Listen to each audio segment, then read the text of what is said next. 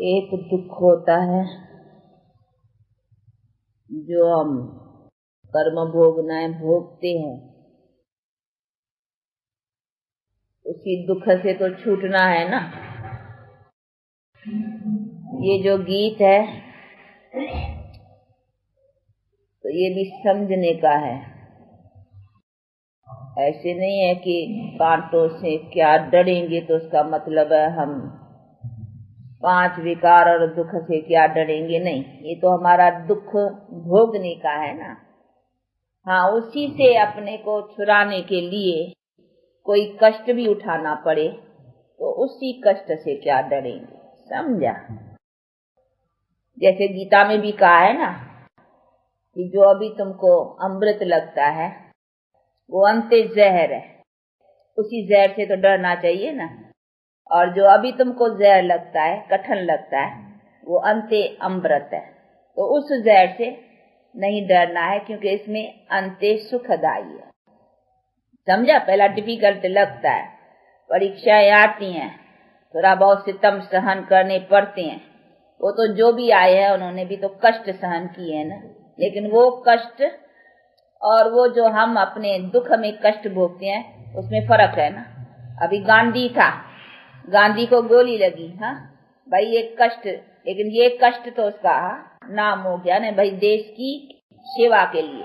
तो देश की सेवा के लिए जिसमें अपनी जीवन उसने जितनी भी अपना सफलता का लिया, तो कहेंगे न कि उसके सदके अगर जान भी गई या कोई सितम सहन किया तो कोई बड़ी बात नहीं। तो ये कष्ट और वो कष्ट में जो हम भोगते हैं दुख में, उसी में उसमें फर्क है ना। तो ये भी जो गीत है इनका भी अर्थ समझना है। भाई कांटों से क्या डरेंगे, तो ऐसे नहीं है कि इसमें ये तकलीफ है, इसमें ये मुसीबत, इसमें ये सितम सहन, उसे डर कर करके हाँ हम ऐसे ही रह जाए, नहीं। इसमें तो हमको हिम्मत रखनी चाहिए। अगर इसके लिए हमको कुछ सहन भी करना पड़े तो मैदान पर आना है, क्योंकि इससे तो हमारी जीवन बनती है ना।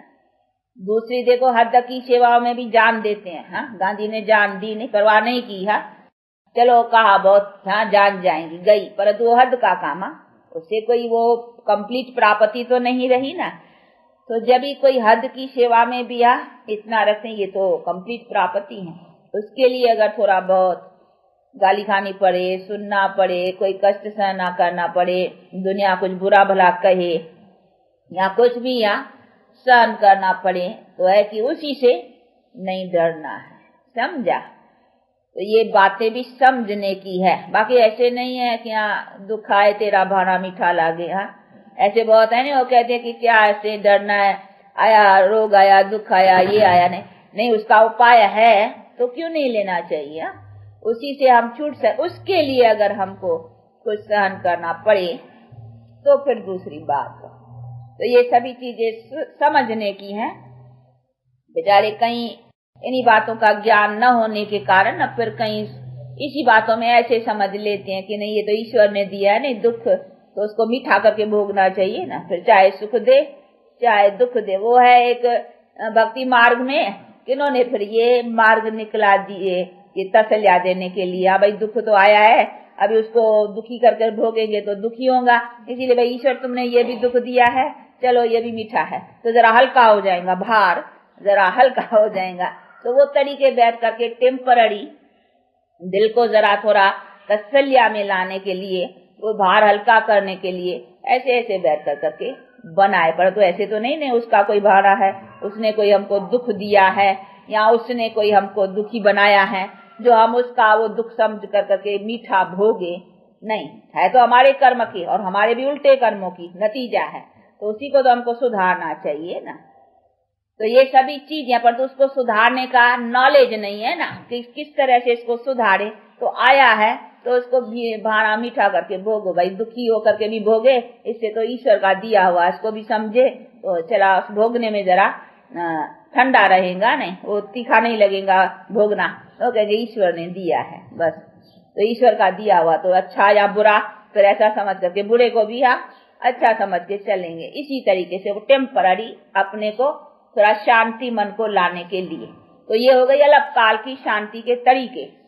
लेकिन बाप तो हमको बैर कर करके कहते बच्चे प्रैक्टिकल, सदा काल के लिए तुम्हारे पास शांति और सुख आवे, वो किस तरीके से आएंगे उन्हीं बातों को समझो।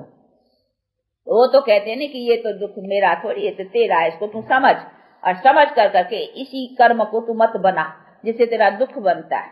तो ये बनता है 5 विकारों से, माया के संग से। अभी तू टोटली उसका संग छोड़ दे, ऐसा नहीं थोड़ा संग करो, थोड़ा छोड़ो न, टोटली एकदम एंड अप, सरेंडर, माया का एकदम संग छोड़ दो, जिससे बनता ही दुख है। ऐसे नहीं माया से कुछ सुख बनता है, नहीं, उसे बनता ही दुख है। तो इसीलिए दुख का तो संग छोड़ देना चाहिए ना।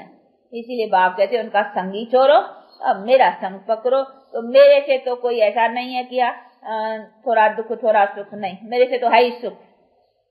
मैं तो सदा सुख दाता हूँ ना, मुझे कहते ही वो सुख दाता। तो अभी मेरा संग पक्का। देखो भक्ति मार्ग में भी जाने न जाने बिना भी तुम मेरा संग पकड़ते हो, तो भी मैं तुमको अलग काल भी सुख देता हूँ। वो मैं देता हूँ, माया नहीं देती है वो सुख। ऐसा नहीं समझना भक्ति मार्ग में ये माया सुख देती है, वो भी सुख जो है भक्ति में भी मैं ही देता हूँ, क्योंकि ईश्वर अर्थ करते हो ना। देखो भले कोई गरीब को दान करता है, लेकिन अंदर में तो ये है ना, गरीब को दूंगा तो भगवान राजी रहेगा, हाँ, फिर भगवान हमको आशीर्वाद करेगा, भगवान कुछ देगा। अंदर में तो वही आता है नहीं, तो करते गरीब को है, लेकिन अंदर याद में भगवान की आती है कि भैया ये भगवान करेंगे तो भगवान कुछ से अच्छा करेगा हमारा। कोई गरीब रोगी की सेवा करेगा तो करेंगे तो मनुष्य की, रोगी की, परंतु अंदर में आएगा कि रोगियों की सेवा करने से भगवान, हाँ, हमारा भी कुछ न ठीक करेगा, कभी रोग नहीं देगा या कुछ हमारा भला करेगा। करेगा कौन? हाँ, परमात्मा आता है ना बुद्धि में। तो हो गया कि करते हम मनुष्य से हैं, लेकिन ईश्वर अर्थ, तो ये हो गया इसे। तो हम भी ईश्वर को इनडायरेक्ट में याद करते हैं, डायरेक्ट करते मनुष्य से हैं, पर तो इनडायरेक्ट ईश्वर आता है। तो परमात्मा भी इनडायरेक्ट हमको रिटर्न करता है, चाहे किस मनुष्य के थ्रू। हाँ, चलो किसी के द्वारा फिर धन की प्राप्ति होगी, चलो धनवान के घर में किसको दिया तो अच्छा दूसरे जन्म में धन मिल जाएगा, ऐसा होगा, कुछ रिटर्न हो ही जाती है। दूसरे किसके रोगी का किया, गरीबों की सेवा की, ऐसे बहुत हॉस्पिटल्स खोलते हैं, बहुत वो स्कूल खोलते हैं, विद्या का दान, तो दूसरे जन्म में क्या होगा, वो उसको बड़ी विद्या मिलेंगी, बड़ा डॉक्टर इंजीनियर बड़े को स्टेटस पालेगा। हाँ, विद्या का दान किया है ना, तो उसको दूसरे जन्म में कुछ स्टेटस अच्छी मिलेंगी। धन दान किया तो कोई धनवान के घर में जन्म मिलेगा, कोई रोगियों की सेवा की है तो चलो दूसरे जन्म में जरा हेल्थ अच्छी मिलेंगी। ऐसा ऐसा रिटर्न होता है, लेकिन करते तो ईश्वर अर्थ है नहीं। इनडायरेक्ट तो बुद्धि में ईश्वर आता है, पर तो करते मनुष्य के साथ में, तो फिर इनडायरेक्ट ईश्वर उसको देता है मनुष्य के थ्रू। वो भी मनुष्य के थ्रू ईश्वर को याद करते हैं, ईश्वर भी मनुष्य के थ्रू फिर उसको देता है। इसी तरह से वो तो भक्ति मार्ग चला इनडायरेक्ट वे में। अभी बाप कहते हैं डायरेक्ट, अब तो मैं आया हुआ हूँ ना डायरेक्ट, तो ये अभी तुम्हारा संबंध मेरे से डायरेक्ट है, इसीलिए अभी डायरेक्ट मेरे से तो सदा सुख की प्राप्ति करने की है। और किस तरह से वो बैठ करके अपना सारा बातें समझाते हैं। तो ये अभी अपन उससे डायरेक्ट, अभी कोई इनडायरेक्ट मनुष्य के थ्रू नहीं है, नहीं, डायरेक्ट अभी बाप से तो हमारा कनेक्शन है अभी डायरेक्ट। तो ये ज्ञान मार्ग डायरेक्ट मार्ग है, भक्ति मार्ग इनडायरेक्ट मार्ग है। तो इनडायरेक्ट और डायरेक्ट ये भी तो समझना है, नहीं तो बाप डायरेक्ट आकर के ज्ञान भी डायरेक्ट देता है, किसके थ्रू तो मिल ही नहीं सकता है। मनुष्यों के द्वारा जो मिला उसको ज्ञान नहीं कहेंगे, इसीलिए कहते वो तो भक्ति हुई।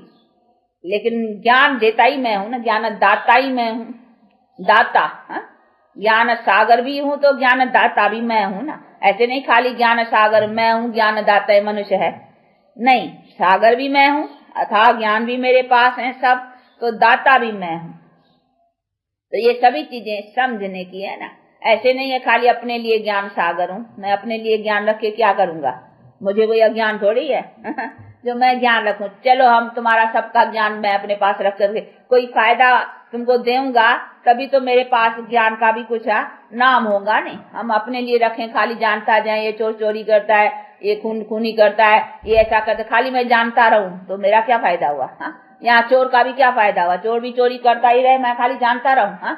मैं अंदर सबका जानता हूँ कि नहीं ये चोर है, ये खूनी है, ये करता है, ये बुरा करता है, खाली हम देखता रहूं और जानता जो, तो उसमें चोर का भी फायदा क्या हुआ और मेरा भी फायदा क्या, खाली सारा दिन हम यही सोचता रहूं।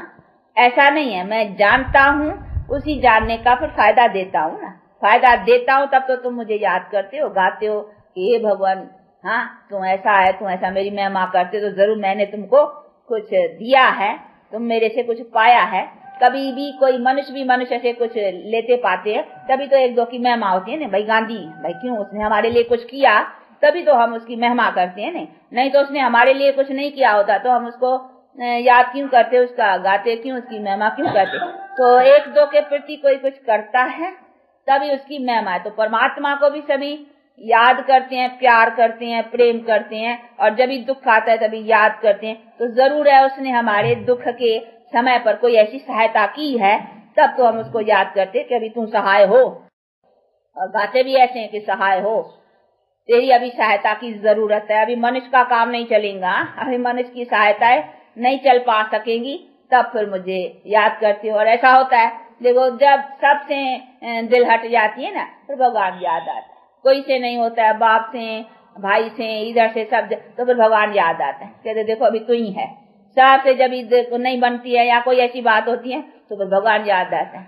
तो उसकी माना ही है कि हमारे किसी से न प्राप्ति रही, तब फिर भगवान के द्वारा प्राप्त हुआ है, तब तो वो याद आता है। नहीं तो एक ही वो सहारा है। इसीलिए बाप कहते हैं कि तुमको मनुष्य के द्वारा वो चीज जो मेरे द्वारा डायरेक्ट मिलने की है वो नहीं मिल पाती, इसीलिए फिर तुम मुझे याद करते हो, फिर मैं आता हूँ। तो अभी मैं आया हुआ हूँ, अभी डायरेक्ट, तो ये अभी है डायरेक्ट। इसीलिए बाप कहते हैं अभी मैं भी देखो डायरेक्ट तुमको ये सब समझा रहा हूँ, और तुम भी मेरे से अभी संबंध, रिलेशन डायरेक्ट जोड़, और जोड़ कर करके अभी मेरे से जो कुछ डायरेक्ट प्राप्ति है वो लियो। तो अभी लेना चाहिए ना। तो ये बुद्धि में आनी चाहिए कि ये हमारा कोई मनुष्य के द्वारा नहीं है। मनुष्य के द्वारा ऐसे नहीं समझना ब्रह्मा के द्वारा हमको मिलता है, नहीं, ब्रह्मा भी उससे लेता है ना। वो तो सिर्फ ऑर्गन्स का टेम्पररी परमात्मा सहारा लेता है बोलने के लिए, बाकी सुनाते तो वो है ना। ऐसे नहीं ब्रह्मा सुनाते हैं, ब्रह्मा के थ्रू, परंतु थ्रू मीन्स है इसका ऑर्गन्स का आधार लेते हैं, लेकिन सुनाता तो वो है ना। नॉलेजफुल जो गॉड है वो सुनाता है, और उसके साथ वो ब्रह्मा भी सुनता है, उसकी भी सोल है ना ब्रह्मा की, यहाँ वो भी सुनती है और हम भी सुनते हैं। हम भी तो आत्माएं सुनती है ना, ये कौन सुनता है, आत्मा सुनती है।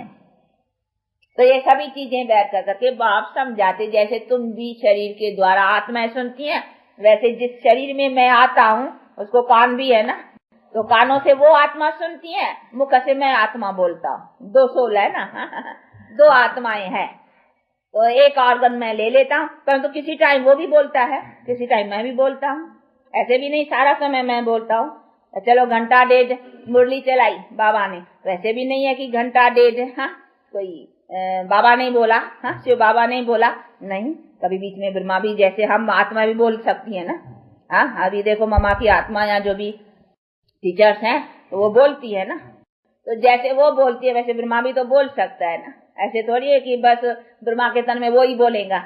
ब्रह्मा अपना भी तो नॉलेज जो धारण किया है वो सुना सकते हैं, जैसे हम भी धारण करके सुनाते हैं।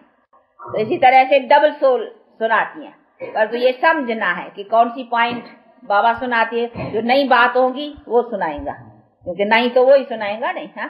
हम सुनी हुई सुना सकते हैं, तो हम सुनाएंगे सुनी हुई, भले थोड़ा अपना विचार सागर मथन भी करेंगे, कुछ ढंग से सुनाएंगे भाई दूसरों को जैसे हो, इतना फर्क, लेकिन बातें तो उसके द्वारा मिली ना, जानकारी तो उनके द्वारा। भाई ये परमात्मा सर्वव्यापी नहीं है, जैसे ये नई बात है, ये जानकारी कहाँ से मिली, परमात्मा से। ये थोड़ी हम जानते थे। अभी बाकी समझाना है कि परमात्मा सर्वव्यापी नहीं है, उसमें फिर विचार सागर मथन हम कर सकते हैं कि अच्छा भाई ये आदमी को कैसे समझाएं, इसके बुद्धि में परमात्मा सर्वव्यापी है, इसको ऐसा बैठा हुआ है, इसका ये कैसे निकालें। तो उसकी तरकीब हम विचार सागर मथन कर कर करके अपने विचार से सुना सकते हैं, ऐसा हो सकता है। लेकिन ये परमात्मा सर्वव्यापी हमें तो नहीं पता था, ये तो उसने बतलाया ना। इसी तरह से जो नई बात है, नई पॉइंट है, बाबा देगा। कभी तरकीब भी नहीं समझाएगा, कभी नई बात भी देगा, कभी हम भी तरकीब निकालते हैं, कभी ये तो होता है। तो ब्रह्मा में भी ब्रह्मा की सोच और फिर बाबा की या शिव बाबा की सोच, तो दो है ना, तो कभी वो भी सुनाते हैं। एक पॉइंट वो सुनाएगा तो दूसरी पॉइंट वो भी सुना लेगा, वो भी कम थोड़ी है, वो सुनाएगा। तो ये सभी होता है, परंतु ये ऐसी बात है जो देखने से समझ में नहीं आएंगी। आप सुनेंगे बाबा के मुख से मुरली तो ऐसे समझ में नहीं आएगा कि ये शिव बाबा बोलता है या ये ब्रह्मा बाबा बोलता है, कौन बोलता है। परंतु हाँ, ये नॉलेज से, बुद्धि से समझा जा सकता है। कोई देखने में कुछ नहीं आएगा, कहीं आते नहीं वहां नहीं, वो समझते शायद दिखाई पड़ेगा अभी शिव बाबा बोलता है या ब्रह्मा बोलता है, या वो देखने लग पड़ते हैं ऐसे। परंतु वो देखने की तो कोई चीज नहीं है ना जो दिखाई पड़ेगा, नहीं, ये बुद्धि से समझने की बात है। हम परमात्मा को भी देखने से नहीं समझते हैं, बुद्धि से समझते हैं, जान करके, नॉलेज से, ज्ञान से। अगर ज्ञान नहीं है, बतलाए ना, इस चीज का हमको ज्ञान नहीं है तो हम भले कितना भी देखें इसको, लेकिन हमको नॉलेज नहीं है ये काहे के लिए चीज है। हाँ, तो क्या करेंगे वो। हाँ, कोई गांव वाले है बेचारे, कभी उन्होंने ये देखा ही नहीं है। हाँ, कोई गांव वाले हो जिन्होंने कभी ये टेप मशीन और ये न देखी, उसके आगे जाकर के ये रखो, वो कहेंगे पता नहीं ये क्या है। हाँ, पता ही नहीं होगा ना, तो उसको थोड़ी वैल्यू होगा इसका। हाँ, इसी तरह से जो पहले नॉलेज चाहिए ना कि भाई इसका क्या है, इसकी वैल्यू क्या है, इससे क्या काम होता है, इससे क्या, तो उसका कद्र रहेगा, उसका पता रहेगा। तो इसी तरह से पहले ज्ञान, तो हमको भी परमात्मा ज्ञान से जाना जाता है, वो अपना परिचय देता है कि मैं क्या हूँ, कैसा हूँ, तभी। लेकिन देखें ऐसे तो बहुत आत्मा के, परमात्मा के साक्षात्कार तो भक्ति मार्ग में भी करते हैं, फिर क्या हुआ। तो साक्षात्कार से सिर्फ काम नहीं चलता, उसका ज्ञान चाहिए ना। इसी तरह से बाप कहते हैं कि हाँ, ये भी बातें ज्ञान से जानी जाती हैं। कोई देखने से पता नहीं लगता है, लेकिन बुद्धि से समझा जाते हैं कि ये बात हाँ ऐसा लगती है ये शिव बाबा का बोल रहा है, ये ब्रह्मा का है, समझी जा सकती है। तो ये सभी चीजें बहुत समझने की हैं और समझ कर करके और फिर धारण करने की है। तो अभी बैठ कर करके बाप समझाते हैं कि अभी मेरा डायरेक्ट है तुमसे रिलेशन, संबंध। अभी मैं डायरेक्ट सुनाता हूँ और तुम भी मेरे से डायरेक्ट रखो। अभी किसके थ्रू तो नहीं ना, मनुष्य के, अब डायरेक्ट। इसीलिए हमारा लेना देना डायरेक्ट उसके साथ है। जो हम करते हैं अभी उनके साथ में करते हैं, तन से, मन से, धन से, अभी उनके साथ करते हैं। नहीं तो उनके साथ करते हैं, तो उनके द्वारा डायरेक्ट करने में फायदा है। इनडायरेक्ट में भी हमको कुछ न कुछ फायदा मिल ही जाता था, अभी तो डायरेक्ट करते हैं तो उसका और इंटरेस्ट ज्यादा मिलेगा ना। एक का 10 गुना, 100 गुना, 1000 गुना ज्यादा मिलेगा, क्योंकि डायरेक्ट उसका हम संबंध जोड़ करके उसके साथ सौदा डायरेक्ट करते हैं।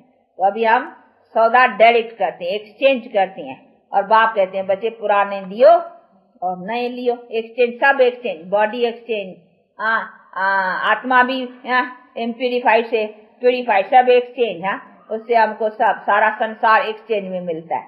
तो अभी उसकी एक्सचेंज में लेना, देखो वो तो बड़ा धनी कहो क्या कहो, उसको धनी भी क्यों कहे, उसके पास तो सब अच्छा है ना, इसीलिए उसके पास सब उसी से हम लेते हैं तो हम कितने भरपूर हो जाते हैं। इसीलिए कहते हैं झोली, और झोली भरते हैं ना कि भगवान दियो, परंतु इसी झोली में नहीं है। ये हमारा ये झोला है ना, बुद्धि झोला है, उसमें नॉलेज भरते हैं, उसी से फिर हम आत्मा सदा प्रालब्ध सुख की लेते हैं। तो आत्मा का झोला ये नहीं है, ये तो शरीर का झोला है। आत्मा का झोला बुद्धि है, जिस बुद्धि में हम ये सब भरते हैं, जो संस्कार भर के जाते हैं, वो फिर हम संस्कारों की प्रालब्ध लेते हैं। तो अभी उसमें भरना है नहीं, आत्मा में मन बुद्धि जो है उसी में सब भर के ले जाना है। तो आत्मा में कैसे भरा जाता है वो बैठ कर करके बाप अभी इतनी छोटी सी आत्मा में देखो कितना सब 84 जन्मों का पाठ और कितना ये सब है, तो छोटा सी वो देखो कहते नहीं ये एटॉमिक बॉम्ब से, वो कहते हैं जरी कण, ये है क्या, इतनी चीज बिल्कुल छोटी, लेकिन पावर देखो उसकी कितनी है। जैसे इतनी छोटी की वो पावर है, वैसे ये भी आत्मा इतनी छोटी की बड़ी पावर है। इसमें कितना पाठ, कितना जन्मों का ये सब चलता है।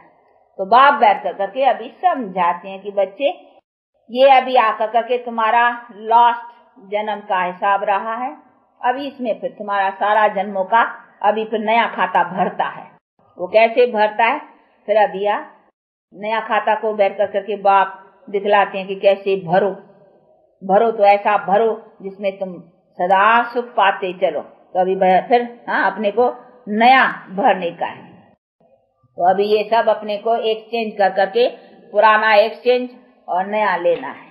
कभी एक्सचेंज सौदा है नहीं। हाँ, वो एक्सचेंज सौदे करते हैं नहीं बहुत। हाँ, पुराने बर्तन लेते हैं, नए देते हैं, कहीं एक्सचेंज सौदे होते हैं ना, तो ये भी एक्सचेंज सौदा है। इसीलिए कहते ये दे सेट, सभी संबंध जो भी कुछ है ये पुराना मुझे दियो, मैं तुमको दे, और दे सेट सभी संबंध सब नया दूंगा।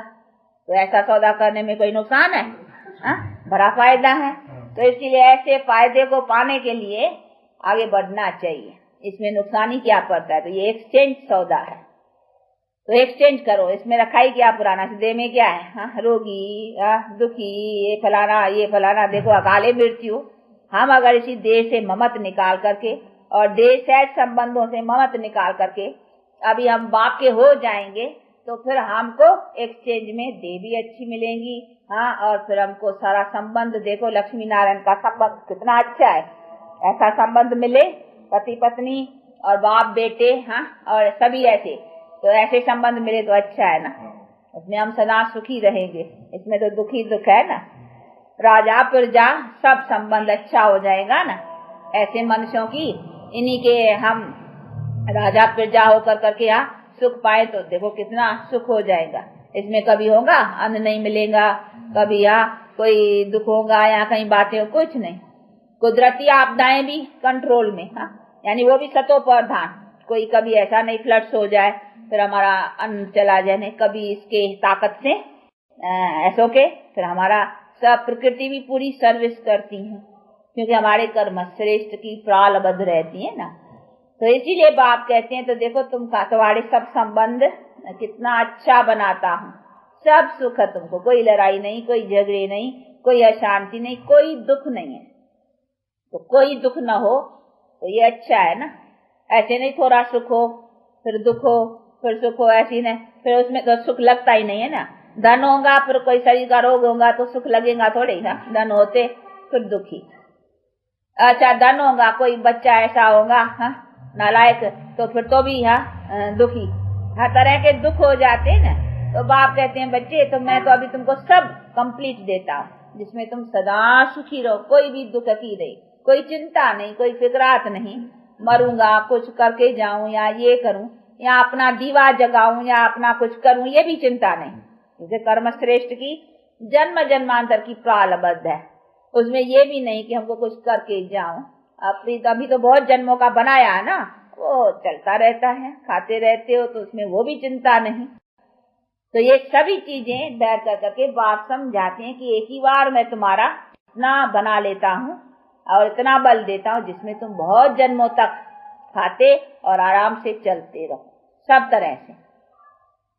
तो ये सब इतना फायदा मिल जाए तो अच्छा ही है ना। तो ऐसे फायदे का काम अथवा ऐसा सौदा करने में फिर थोड़े ढीला रहना चाहिए, हाँ नहीं, उसमें चुस्त रहना चाहिए।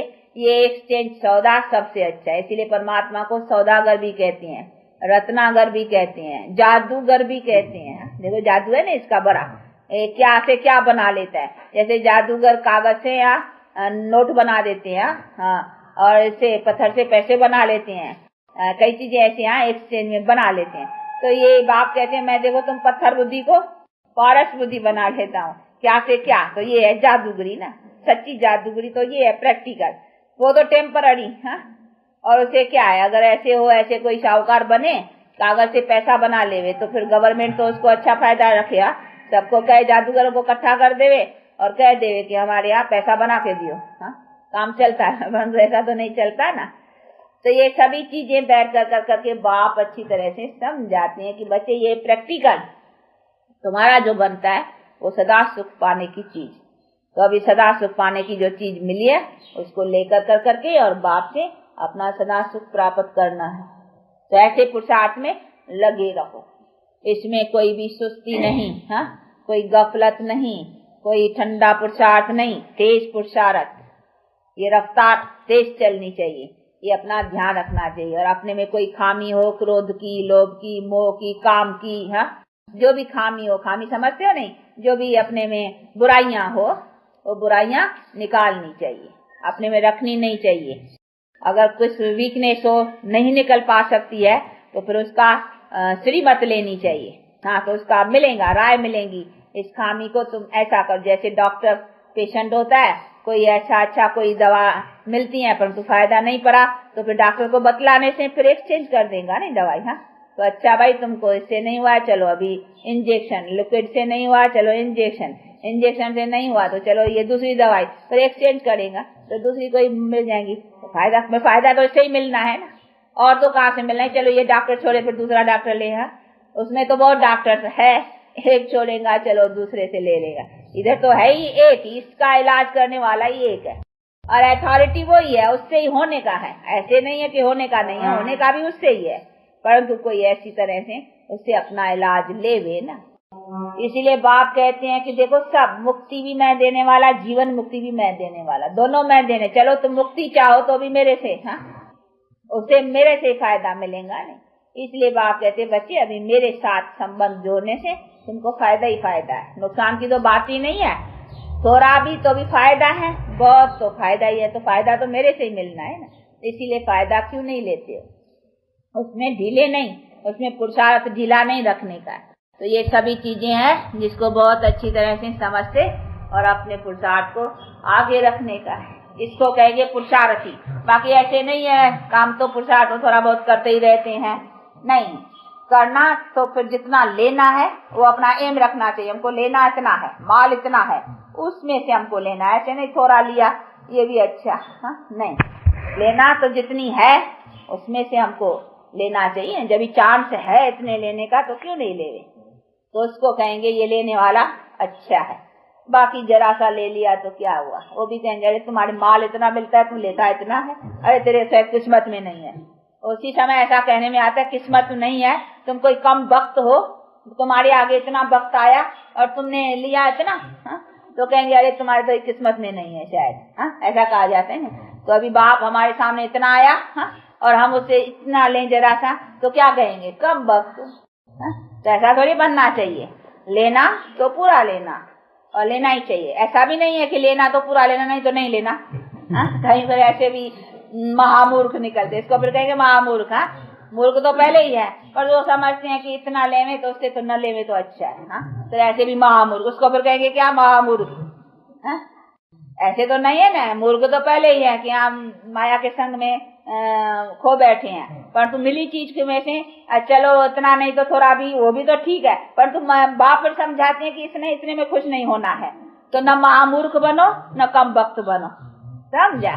तो ऐसा भी नहीं बना है। इसीलिए अपने समझ को अच्छी तरह से रखते और अपना पुरुषार्थ करने का, वैसे पुरुषार्थ करते आगे बढ़ो। अच्छा आप लोगों का टाइम हुआ है। हाँ चलो आज देखो बाबा की टोली आई है, मालूम है। हाँ, बाबा ने टोली मोकली भेजी है बेंगलोर वासियों के लिए, दिल्ली से। हाँ, दिल्ली से एक आया है गोप, तो वो ले आया है। तो देखो बेंगलोर वासियों को बाप दादा हाँ कितना याद करती हैं, कितना प्यार करती हैं। आप लोगों के लिए टोली भेजे, इसीलिए आज हम खिलाते हैं आप लोगों को। बाबा की टोली है ना, बाबा ने प्यार से भेजी है, फिर हम भी प्यार से खिलाएंगे ना। हाँ, तो आज हम खिलाते हैं, ठीक है। हाँ, चलो